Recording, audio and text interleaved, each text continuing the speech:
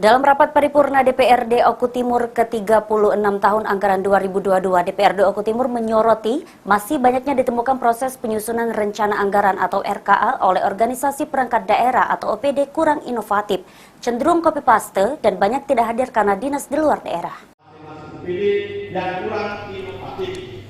Masih banyaknya ditemukan proses penyusunan rencana kerja anggaran oleh organisasi perangkat daerah kurang inovatif dan cenderung copy paste.